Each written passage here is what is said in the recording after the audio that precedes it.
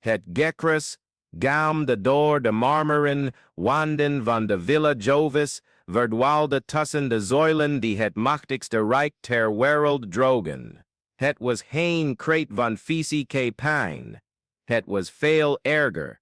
Het was het geluid van een ziel die verseurde werd, van onschuld die werd afgeschrapt als levende hoid, terwijl de etzige ogen van Tiberius zijn nieuwste aanwinst gadeslogen met de kilte van een roofdier dat zijn prooi eindelijk in het nauw had gedreven. Het jaar was 30 en de machtigste man ter wereld was veranderd in een wezen dat zelfs de goden niet zouden herkennen.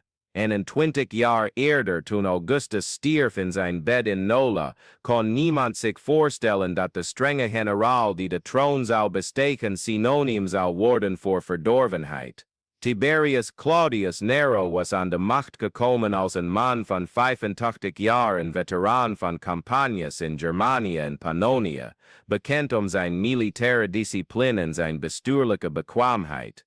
Zijn hoekige gezicht getekend door littekens van veldslagen inspireerde respect. Zijn ogen, toen indringend maar nog menselijk, droegen het gewicht van de verantwoordelijkheid. Rome zag hem als een capabele leider, misschien niet zo charismatisch als Augustus, maar zo solide als de stenen van het Forum. De eerste jaren van zijn regering werden inderdaad gekenmerkt door efficiëntie. De grenzen bleven veilig. De keizerlijke schatkist groeide, de wetten werden streng toegepast. Tiberius rekeerde vanuit Rome, verscheen in de Senaat, voldeed aan de verwachte rituelen van een keizer. Maar toen al begonnen er geruchten te circuleren in de gangen van de Palatijn. Slaven spraken over vreemde nachtelijke bezoeken aan de keizerlijke vertrekken, vrijgelaten en noemden jonge mensen die de paleizen binnengingen en nooit meer werden gezien. Senatoren merkten op hoe de blik van de keizer zich op een verontrustende manier op hun kinderen richtte tijdens openbare ceremonies. Suetonius zou decennia later deze geruchten in zijn geschriften verzamelen,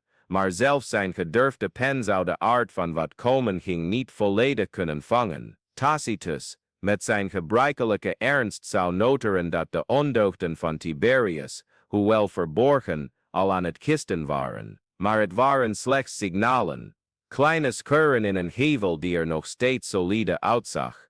De eerste grote verandering kwam in Frain, met de dood van Drusus, zijn zoon. De jonge man, de troonopvolger, stierf plotseling na een korte ziekte. De officiële bronnen spraken van koorts, maar duisterdere geruchten circuleerden. Piso, prefect van de Praetoriaanse garde, was vaak met Drusus gezien in de dagen voor zijn dood. Livilla, de vrouw van Drusus, toonde een verdachte kalmte in het aangezicht van de tragedie. En Sejanus, de ambitieuze commandant van de Praetoriaanse garde, leek nog meer invloed te hebben gekregen over de bedroefde keizer. Toen viel het eerste gordijn van Tiberius' ogen. De pijn van het verlies, vermengd met het vermoeden van verraad, begon zijn geestelijke gezondheid te ondermijnen. De verslagen uit die tijd beschrijven een man die menigten begon te vermijden, die zich dagenlang terugtrok in zijn privévertrekken, die een paranoïde wantrouwen begon te tonen, zelfs tegenover zijn naasten. Maar het was slechts het begin van de afdaling in de afgrond. De definitieve klap voor Tiberius' publieke imago kwam in 46 na kerk,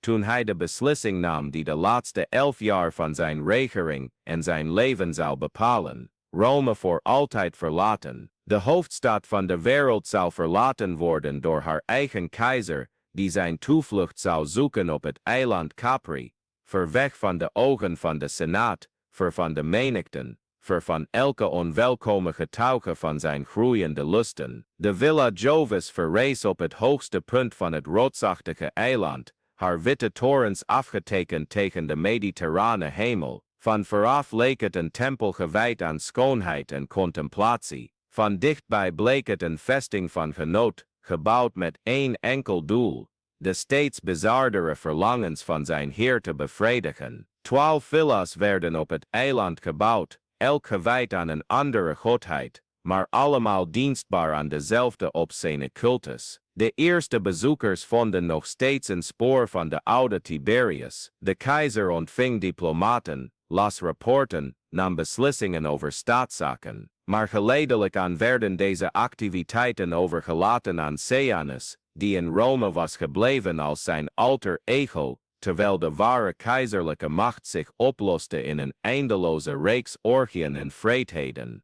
Toen begonnen de schepen aan te komen, kleine schepen die discreet aanlegden in de afgelegen baaien van Capri, altijd 's nachts, altijd beladen met hun kostbare menselijke lading, vooral kinderen, maar ook jonge volwassenen van beide geslachten, uitgekozen niet alleen om hun schoonheid, maar ook om specifiekere eigenschappen, die voldeden aan de steeds verfijndere en perverse smaak van de keizer. De verslagen die ons hebben bereikt, via overlevende getuigen schilderen, een beeld van geleidelijke gruwel. Aanvankelijk volgden de feesten van Tiberius, de traditionele normen van de Romeinse aristocratie. Uitgebreide banketten, zeldzame wijnen, verfijnd entertainend, maar langzaam, als een ziekte die zich door het lichaam verspreidt, vestigde de verdorvenheid zich. De gasten merkten dat de theatervoorstellingen steeds explicieter werden. De spelletjes omvatten steeds meer naaktheid en simulatie van seksuele handelingen. De wedstrijden tussen de jonge slaven kregen steeds verontrustendere vormen aan. Suetonius vermeldde dat Tiberius datgene creëerde wat hij zijn visjes noemde, kinderen die getraind waren om naakt te zwemmen in de zwembaden van de villa en de keizer te knabbelen, terwijl hij baadde. De schijnbaar onschuldige term verborg praktijken die zelfs de meest losbandige inwoners van Rome zouden doen blozen. De kinderen werden vanaf zeer jonge leeftijd geconditioneerd om elk fysiek contact met de keizer als normaal en plezierig te beschouwen, en werden beloond met eten en geschenken, wanneer ze enthousiasme toonden in hun optredens. Als deze verslagen alles waren, zou Tiberius slechts nog een wellustige tiran zijn in de lange geschiedenis van Rome, maar de praktijken op Capri overstegen de simpele wellust. Er was methode in de waanzin, een steeds meer uitgewerkt systeem van vernedering, dat niet alleen leek ontworpen om seksuele verlangens te bevredigen, maar om de meest extreme grenzen van de macht over andere mensen te verkennen. De villa werd verdeeld in secties, elk gewijd aan een specifiek type vermaak. Op de bekane grond bevonden zich de meer conventionele banketten en orgieën. Op de eerste verdieping installeerde Tiberius zijn privévertrekken, verbonden door geheime gangen met kleine kamers, waar hij zijn persoonlijke favorieten hield. Maar het was in de kelder dat de ware aard van zijn lusten zich openbaarde. De ondergrondse kamers van de Villa Jovis werden rechtstreeks in de rotsen van het eiland uitgehouwen. Zonder ramen, alleen verlicht door fakkels, handhaafden ze een constante temperatuur en vochtigheid, die Tiberius ideaal vond voor zijn doeleinden. Daar voerde hij uit wat hij zijn experimenten noemde, langdurige sessies van psychologische en fysieke conditionering,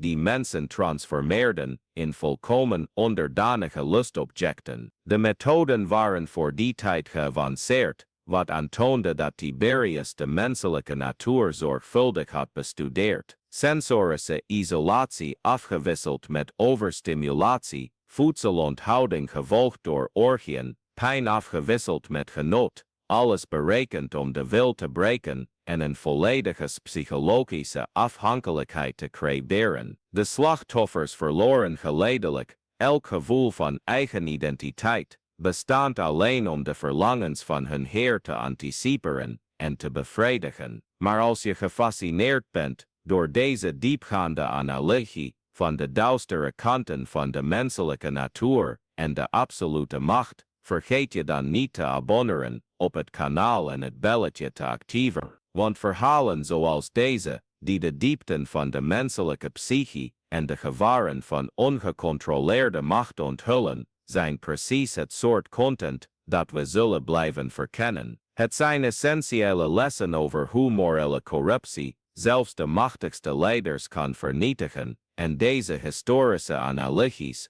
zijn fundamenteel voor het begrijpen van de patronen die zich door de geschiedenis heen herhalen. Dus abonneer je nu, want je wilt de volgende onderzoeken naar de meest verontrustende geheimen van de macht niet missen. De voortgang van de verdorvenheid volgde een bijna wetenschappelijk patroon. Tiberius begon met praktijken die, hoewel moreel twijfelachtig, nog steeds binnen het bekende spectrum Romeins aristocratisch gedrag vielen. Relaties met jonge slaven, uitgebreide orgieën, voyeuristische tentoonstellingen. Dit alles bestond in meer of mindere mate onder de Romeinse elite, maar de keizer vond geen voldoening in conventionele overtredingen. De eerste innovaties omvatten wat hij levend theater noemde. Groepen jonge slaven kregen de opdracht steeds explicietere scènes uit te voeren. Eerst seksuele handelingen simuleren, dan daadwerkelijk uitvoeren voor een selecte groep toeschouwers. Tiberius nam plaats op een verhoogde troon, alles observerend, met dezelfde analytische aandacht die hij eerder aan militaire rapporten besteedde. Hij maakte aantekeningen, gaf specifieke instructies,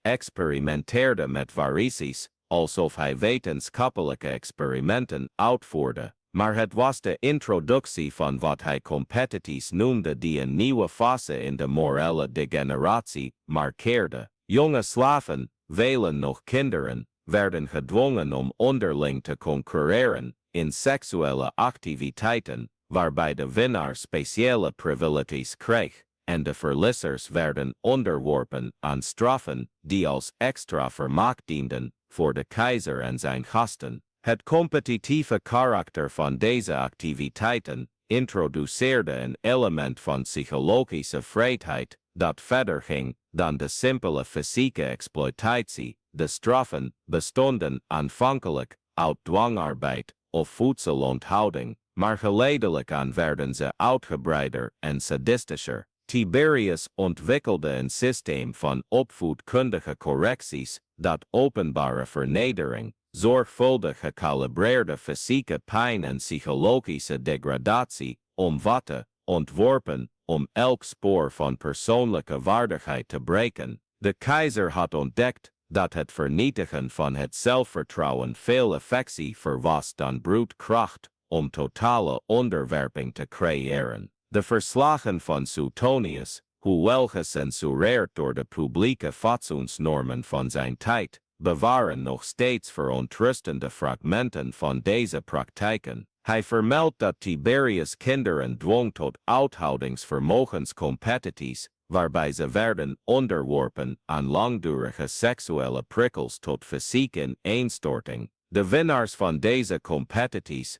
werden persoonlijke favorieten van de keizer, levend in luxe appartementen binnen de villa, maar onder constante bewaking en totale beschikbaarheid voor elke gril van hun heer. Het meest verontrustende aspect van deze praktijken was de systematisering. Tiberius werd niet alleen gedreven door impulsen, hij had een persoonlijke filosofie ontwikkeld, die zijn daden rechtvaardigde en zelfs verheerlijkte. In brieven onderschept door spionnen van Sejanus en later tegen hem gebruikt, beschreef de keizer zijn onderzoek naar de menselijke natuur en zijn exploratie van de grenzen van de sensorische ervaring. Hij had zichzelf ervan overtuigd dat hij belangrijke filosofische experimenten uitvoerde, onontgonnen gebieden van de menselijke conditie verkennend. Deze intellectuele rationalisering van zijn daden stelde Tiberius in staat een façade van normale tijd te handhaven in zijn andere activiteiten. Hij bleef rapporten lezen, administratieve beslissingen nemen, corresponderen met provinciale gouverneurs, maar deze activiteiten werden steeds mechanischer uitgevoerd met de automatische efficiëntie van een man wiens ware aandacht gericht was op andere zaken. De villa transformeerde in een micro-samenleving, volledig gewijd aan de genoegens van zijn heer. Een complexe hiërarchie ontwikkelde zich onder de bewoners, gebaseerd niet op conventionele criteria van geboorte of vaardigheid, maar op het vermogen om aan de specifieke verlangens van de keizer te voldoen. Aan de top van deze hiërarchie stonden de keizerlijke favorieten, jongeren, die een bijzondere aanleg hadden getoond om de verlangens van Tiberius te anticiperen en te vervullen.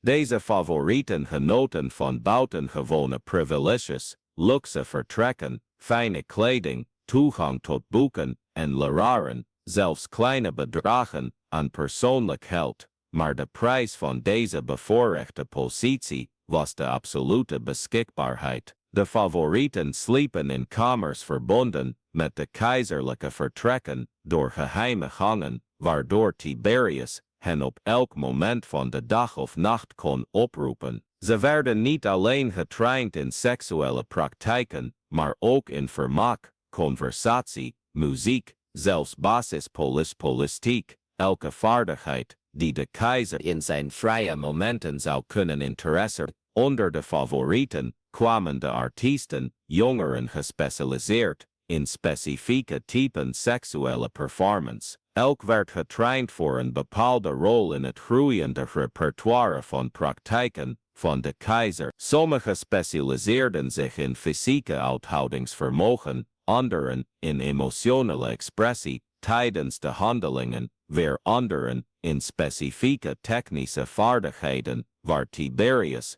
in de loop der jaren een voorliefde voor had ontwikkeld. De basis van de hiërarchie bestond uit de nieuwelingen, de pas aangekomenen in de villa, die nog in training en conditionering waren. Op dit niveau openbaarde de ware vrijheid van het systeem zich het duidelijkst. De nieuwelingen werden onderworpen aan een proces van breken dat weken of maanden duurde, afhankelijk van hun individuele weerstand. Het doel was om elk gevoel van persoonlijke identiteit volledig te vernietigen en te vervangen door een totale toewijding aan de keizer. Dit proces begon met compleet sensorische isolatie. De nieuwelingen werden in donkere kamers gehouden, zonder menselijk contact, gevoed met slechts het minimale om te overleven. Na dagen of weken in deze toestand werd elk menselijk contact, zelfs als het misbruik was, met wanhopige dankbaarheid ontvangen. Tiberius had ontdekt dat extreme deprivatie zijn slachtoffers psychologisch afhankelijk maakte van elke vorm van aandacht, zelfs als die aandacht gepaard ging met pijn of vernedering. Na de isolatiefase volgde de conditionering zelf. De nieuwelingen werden geleidelijk blootgesteld aan de praktijken van de villa, beginnend als observatoren en geleidelijk betrokken bij de activiteiten. Het proces was zorgvuldig gecalibreerd om de psychologische verwarring te maximaliseren. Momenten van vriendelijkheid en vrijheid werden afgewisseld met episodes van ogenschijnlijk willekeurige vrijheid, waardoor een emotionele afhankelijkheid ontstond gebaseerd op onvoorspelbaarheid. Tiberius was uit noodzaak een student van de menselijke psychologie geworden. Zijn verlangens vereisten niet alleen onderdanige lichamen, maar ook geesten volledig gevormd naar zijn wensen. Hij ontwikkelde steeds meer verfijnde technieken om de psychologische zwakheden van elk slachtoffer te identificeren en systematisch te exploiteren. Sommigen reageerden beter op angst, anderen op de behoefte aan goedkeuring, weer anderen op de behoefte aan bescherming. De keizer was een expert geworden in het identificeren en manipuleren van deze kwetsbaarheden, maar misschien was het meest verontrustende aspect van het hele systeem de zelfperpetuatie ervan. De oudere favorieten, volledig geconditioneerd en afhankelijk, werden actieve instrumenten in de opvoeding van de nieuwelingen. Zij hadden de waarden en verlangens van de keizer zo volledig geïnternaliseerd dat ze oprecht geloofden dat ze een dienst bewezen door anderen in dezelfde toestand te brengen. Deze corruptie van slachtoffer tot medeplichtige was misschien wel de meest verfijnde vrijheid van Tiberius, het transformeren van zijn slachtoffers in uitbreidingen van zijn eigen verdorvenheid. De specifieke methoden die in deze conditionering werden toegepast, gingen verder dan wat zelfs de oude bronnen geschikt vonden voor registratie. Suetonius, die tientallen jaren later schreef, voelde zich nog steeds verplicht om eufemismen en indirecte taal te gebruiken om praktijken te beschrijven die volgens hem de grenzen van de menselijke fatsoenlijkheid overschrijden. Tacitus, nog terughoudender, beperkte zich tot de opmerking dat de ondeugden van de keizer vormen aannamen die zelfs de meest verdorven verbeelding niet kon bedenken. Maar fragmenten van informatie, bewaard in minder officiële bronnen, maken het mogelijk om tenminste gedeeltelijk de aard van deze praktijken te reconstrueren. Graffiti gevonden in Pompeii bevat specifieke verwijzingen naar de Spelen van Capri, wat suggereert dat gedetailleerde geruchten wijdverbreid waren onder de bevolking. Privébrieven van aristocraten, ontdekt bij moderne opgravingen, doen discrete, maar ondubbelzinnige verwijzingen naar specifieke praktijken, geassocieerd met de keizer. Een van de meest vaak genoemde praktijken waren de zogenaamde transformatiefeesten. Bij deze gelegenheden werden jonge slaven gedwongen om de rollen van goden of mythologische figuren op zich te nemen in ensceneringen die begonnen als conventionele toneelstukken, maar geleidelijk ontaarden in uitgebreide orgieën.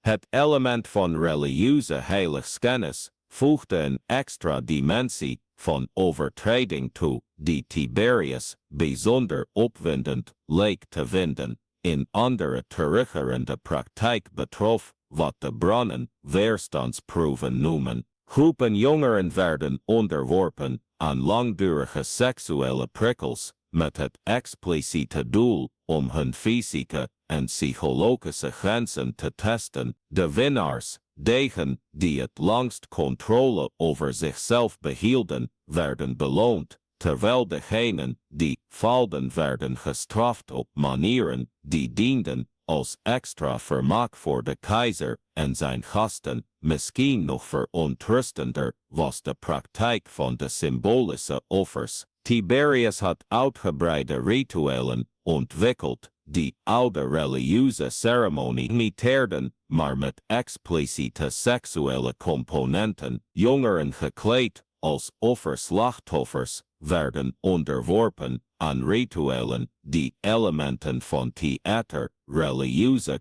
en extreme seksualiteit omvatten. De keizer nam de rol van hoge priester op zich in deze ceremonies, waarbij hij zijn daden rechtvaardigde als vormen van communie met de goden, maar het was tijdens de winter van Tressi na Kast dat de praktijken van Tiberius hun absolute dieptepunt bereikten. Tegen die tijd was zijn geestelijke gezondheid zodanig verslechterd dat hij niet langer onderscheid kon maken tussen fantasie en werkelijkheid. De verslagen van deze periode, fragmentaris en gecensureerd, zelfs in de hedendaagse bronnen, suggereren dat de keizer een bijzondere obsessie had ontwikkeld met wat hij transcendentie door extreem noemde. Deze laatste fase van Tiberius' verdorvenheid omvatte praktijken die zelfs zijn meest geconditioneerde favorieten begonnen te betwijfelen. Rituelen die dagen duurden, waarbij deelnemers werden gedwongen om in veranderde bewustzijnstoestanden te blijven door middel van drugs, slaapgebrek en extreme prikkels. Het doel, volgens de persoonlijke aantekeningen van de keizer die na zijn dood werden ontdekt, was om de beperkingen van de gewone menselijke ervaring te transcenderen en extatische toestanden te bereiken die hij als goddelijk beschouwde. De weinige overgebleven verslagen van deze periode schilderen in beeld van bijna onbegrijpelijke gruwel.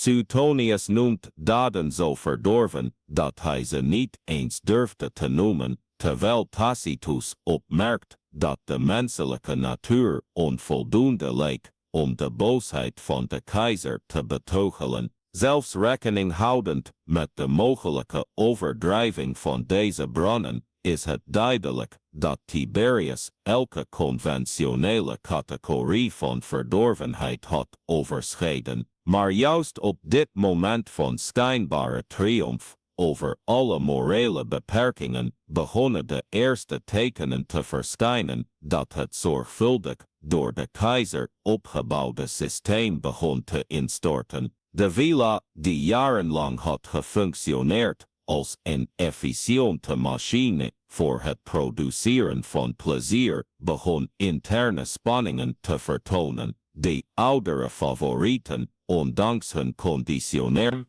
begonnen tekenen van psychologische vermoeidheid te vertonen. Sommige ontwikkelden wat we tegenwoordig zouden herkennen als symptomen van ernstig posttraumatisch stresssyndroom, terugkerende nachtmerries, episodes van dissociatie, automutilatie. Anderen raakten gewoon los van de werkelijkheid en raakten in katatonische toestanden die zelfs de conditioneringtechnieken van Tiberius niet konden doorbreken. De steeds toenemende zorgen van de keizer, nog zorgwekkender voor de keizer, was het feit dat zijn verlangen steeds moeilijker te stillen bleken. Praktijken die hem voorheen intens plezier verschaften, voelden nu routineus en saai aan. Hij zag zich gedwongen voortdurend nieuwe vormen van stimulatie te verzinnen, steeds extremer in een eindeloze escalatie die de stabiliteit van het paleis zelf begon te bedreigen.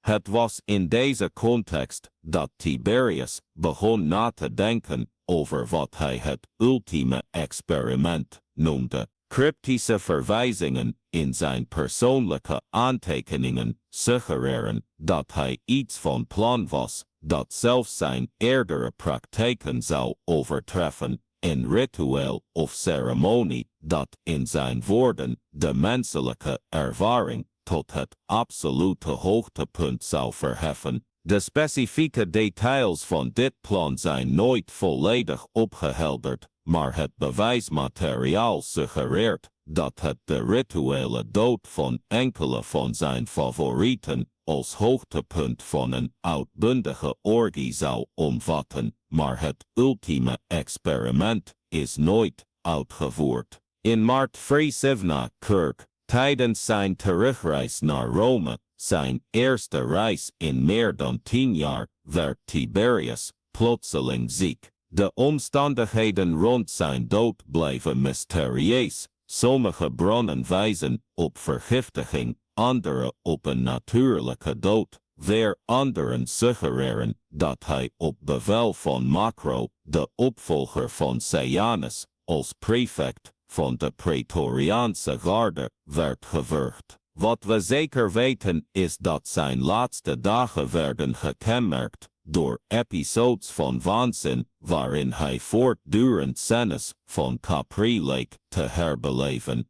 Getuigen vertellen dat de stervende keizer onophoudelijk sprak met onzichtbare mensen, waarbij hij gedetailleerde instructies gaf voor rituelen die alleen in zijn gefragmenteerde geest bestonden. Zijn laatste woorden, volgens Suetonius, waren een bevel om de kleine visjes te brengen, in verwijzing naar de jonge slaven die het middelpunt van zijn obsessies waren geweest. De dood van Tiberius werd in Rome met vreugde ontvangen, maar op Capri heerste angst. De bewoners van de Villa Jovis wisten dat hun unieke positie in de wereld ten einde liep en dat de nieuwe keizer waarschijnlijk geen belangstelling zou hebben om de uitgebreide structuren die Tiberius had gecreëerd in stand te houden. Sommige van de oudere favorieten die zich geen leven buiten het systeem konden voorstellen dat hen had gevormd, pleegden in de weken na de dood van de keizer zelfmoord. Caligula, de opvolger van Tiberius, was vastbesloten om systematisch alles te vernietigen wat met de praktijken van zijn voorganger te maken had. De Villa Jovis werd verlaten, de speciale vertrekken werden verzegeld en de meeste slaven werden verkocht of geëxecuteerd. Maar sommigen overleefden en het waren hun getuigenissen die latere historici in staat stelden om tenminste gedeeltelijk de aard van de praktijken op het eiland te reconstrueren. Deze overlevenden droegen niet alleen de fysieke sporen van hun jarenlange gevangenschap, maar ook psychologische lekken die nooit volledig genezen zijn. Velen konden zich nooit aanpassen aan een normaal leven en bleven afhankelijk van de gedragspatronen die ze in de villa hadden geleerd. Anderen ontwikkelden een diepe afkeer van elke vorm van lichamelijke intimiteit en leefden de rest van hun leven als kluizenaars, gekweld door herinneringen die ze niet konden verwerken of vergeten. Maar misschien was de meest blijvende erfenis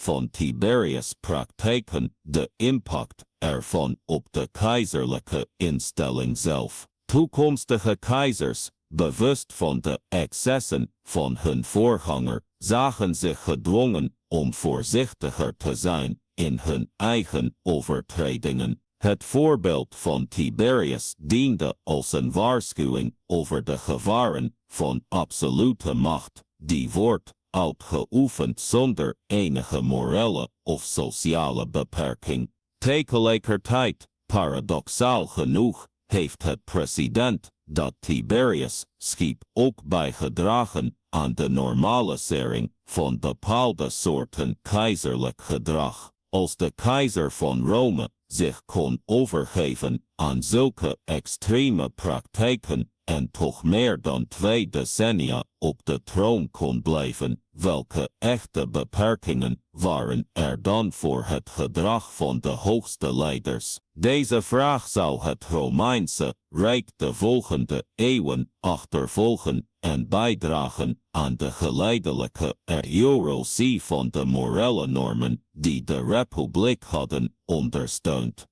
Moderne historici debatteren nog steeds over de exacte aard van Tiberius' praktijken op Capri. Sommige interpretaties suggereren dat de oude verslagen zijn overdreven door politieke vijanden van de keizer, terwijl anderen beweren dat de waarheid misschien nog erger was dan de bewaard gebleven bronnen aangeven. Wat onbetwistbaar lijkt, is dat Tiberius een keerpunt in de geschiedenis van de Romeinse keizerlijke macht markeerde, het moment waarop duidelijk werd dat zelfs de meest heilige tradities of de diepste tabels niet bestand waren tegen de corruptie van absolute macht. De Villa Jovis blijft tot op de dag van vandaag een monument voor deze corruptie. De ruïnes, verspreid over de rotsachtige top van Capri, trekken duizenden toeristen die komen om de resten te bekijken van een van de meest uitgebreide en verontrustende pleziercomplexen uit de menselijke geschiedenis. Maar weinig bezoekers begrijpen volledig wat er zich binnen die marmeren muren heeft afgespeeld. De informatiepanelen spreken vaak over keizerlijke excessen en luxueus leven, eufemismen die nauwelijks het oppervlak van de waarheid krassen. Misschien is dat maar goed ook. Het volledige verhaal van Tiberius op Capri dient als een verontrustende herinnering aan het menselijk vermogen tot systematische wreedheid en zelfrechtvaardiging. Het laat zien hoe absolute macht zelfs een competente leider kan veranderen in een monster dat de normale categorieën van goed en kwaad overstijgt. Het is een les over de gevaren van onbeperkte macht, maar ook over de kwetsbaarheid van geciviliseerde normen in het licht van onbegrensde ambitie en verlangen. De figuur van Tiberius blijft zowel fascineren als afschrikken, juist omdat hij een steeds aanwezige mogelijkheid in de menselijke conditie vertegenwoordigt. We dragen allemaal het potentieel voor morele corruptie in ons, en het verhaal van de verdorven keizer van Capri dient als een waarschuwing over wat er kan gebeuren wanneer dat potentieel zonder enige externe beperking wordt vrijgelaten. Het is een somber reflectie op de aard van macht en op de afgronden die zich openen wanneer mensen ervan overtuigd raken dat hun daden buiten het gewone morele oordeel liggen. Uiteindelijk is de ware tragedie van Tiberius misschien niet het lijden dat hij veroorzaakte, hoe verschrikkelijk dat ook was, maar de transformatie van een ogenschijnlijk normale man in een agent van systematische wreedheid. Zijn verhaal dwingt ons de onbehaaglijke waarheid onder ogen te zien dat de grens tussen beschaving en barbarij veel vager is dan we graag zouden willen geloven, en dat we allemaal veel dichter bij de afgrond staan dan we durven te denken.